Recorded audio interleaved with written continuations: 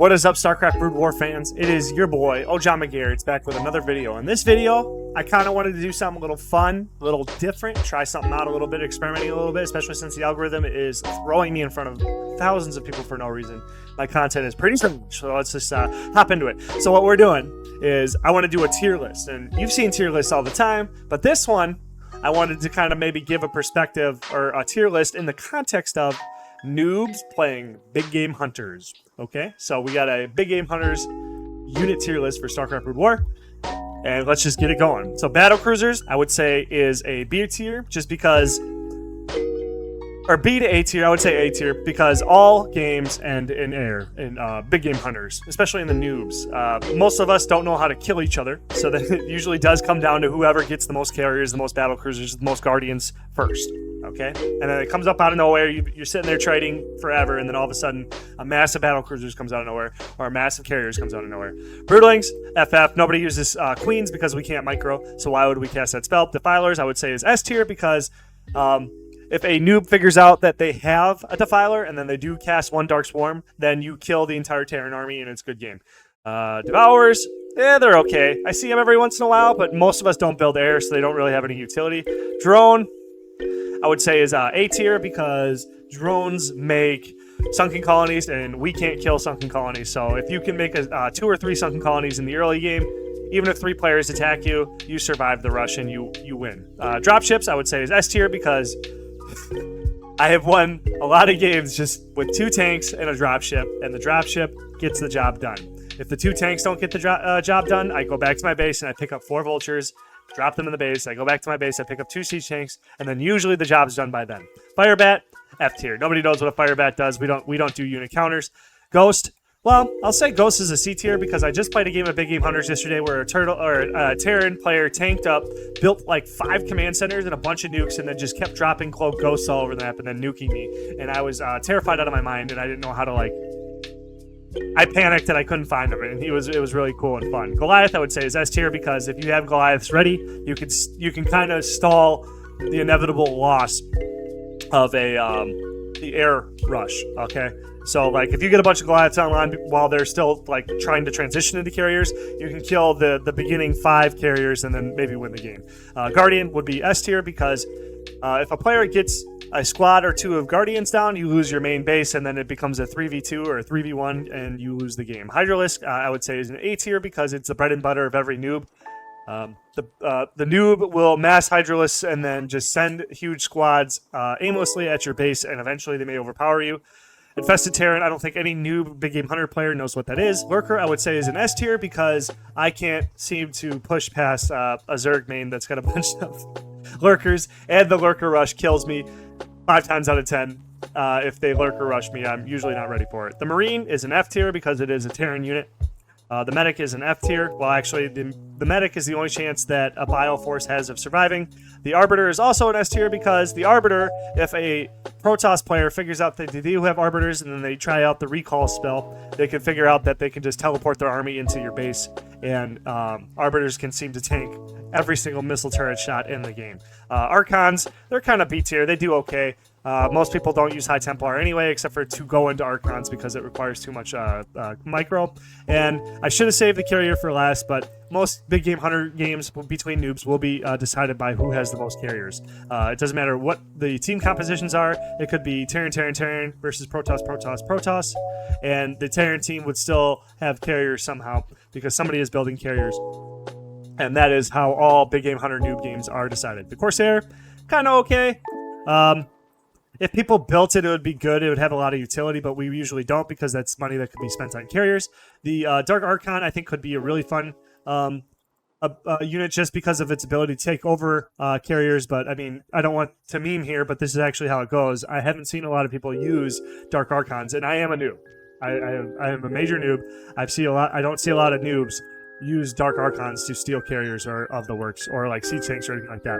There's also a strategy with Dark Archons I want to try out where you have a Protoss Zerg Terran team, and then the Protoss, or a Protoss Terran, or Protoss Zerg, 2 Protoss and a Terran, or something like that, and then have 2 Dark Archons take over an SCV from the Terran player so that it can be 800, what was it? 2, 4, 600 plus 400, so it'd be 1,000 versus 600, and then the two Protoss team could have mass carriers and mass battle cruisers, and then just really win the game. Dark Templar is an S tier because if you build a Dark Templar and send it to an enemy's base, there's a 50-50 chance that player is dead, and all it takes is one.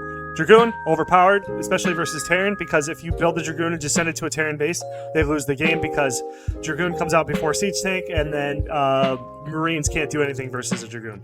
High Templar would be an S tier if people knew how to cast, but most of the time, I see them miss most of their shots, but, you know, they're still a really good unit. Observers, I'll say is A tier just because it's not a carrier, maybe even a B tier. We'll put Templars down there too, just because it is not a carrier, but it allows them to see the map. Probe is an S tier, and it is the S of S tiers. So we got, if we were to rank the troops here, it would be Carrier, then Probe, then Arbiter. Right, this is pretty good. Yep. So then you got Dark Templar then, and then this Terran unit is way behind here. But anyway, yeah, so these would be your top 4, the best units in the game so far. Reaver would go right here too, because if you get a Reaver into an enemy's base in a noob game, that is also game over. Scouts are pretty good. If you mass scouts, it does counter mass carriers more or less, but they're very expensive, so that's why I'll put them below then. Takes a little bit longer for them to get online. Shuttle, I will say, can drop a DT. A shuttle can drop a DT. I'll put it in front of Arbiter too, just because it's 200 gold, minerals, and it comes before Arbiter. And shuttles have the ability to drop Dark Templar, probes, and Reavers into an enemy base and end the game very easily if the opponent doesn't see them, which is a very high probability since we are all noobs and we're barely able to manage our own economies. And this may all seem like a joke, but this is true. If you played any noob games, it's it's pretty rough.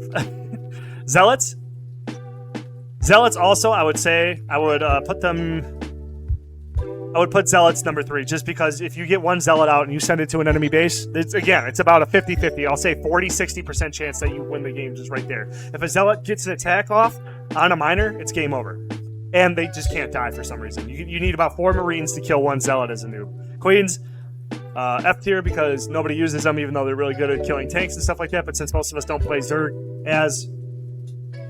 most of us don't play Terran as Big Game Hunter Big Game Hunter players, because Terran sucks. You'll never see a Queen because they have no use, because most of their counter, I think, is 4 siege tanks. Science Vessels, I'll put up here. Nah, I mean, it should be an F, but they are actually a Terran unit that isn't sucked. I would say with the Radiate, you can kill whole Mutilus stacks. That's really good, and it doesn't require a lot of micro. You just got to get one good Irradiate off.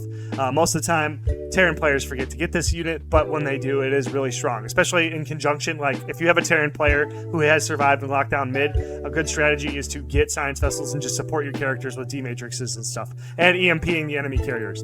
Scourge, I'll put as a tier just because it is a decent, quick purchase that can kill or help kill carriers and just keep you alive a little bit longer. SCVs are F tier because they have to stop mining to build structures. They have more health, but they don't have a ranged attack like drones and probes.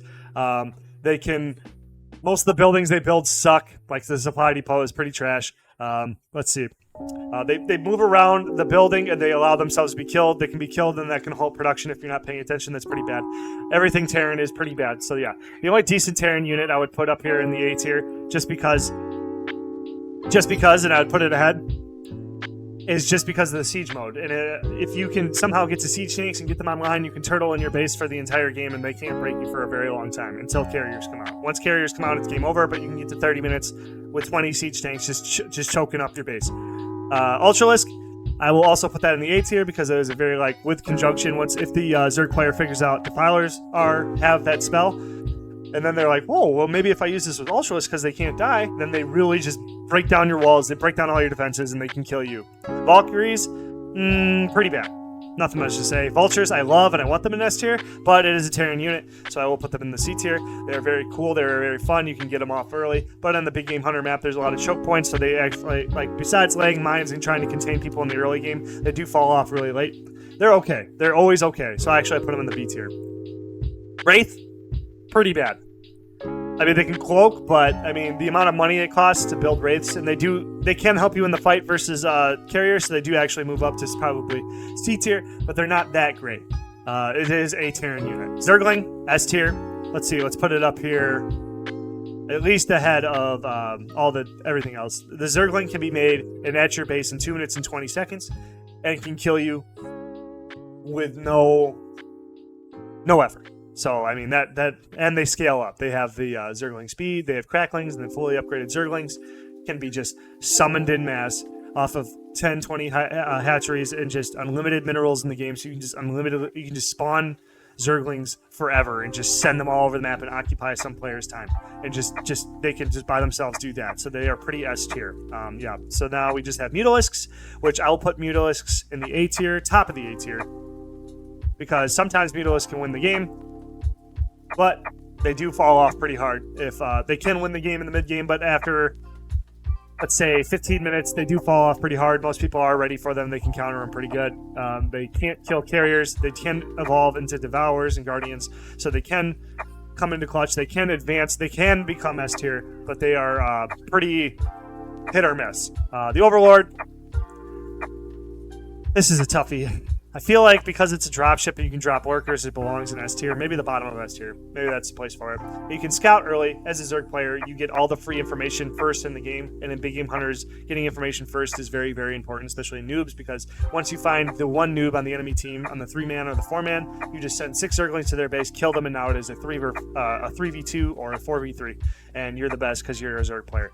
And that's it. I hope you guys kind of enjoyed this. I tried to speed through it, but it took me 11 and a half minutes. But I hope that was fun. Memes aside, this is mostly the list. I feel like it's a decent list. Protoss has a significant advantage. Zerg then comes in second, but they do start to fall off in the late game because in the late game, carrier is king. GG, well played. I'll hopefully get you guys with some more videos coming at you. Have a nice day.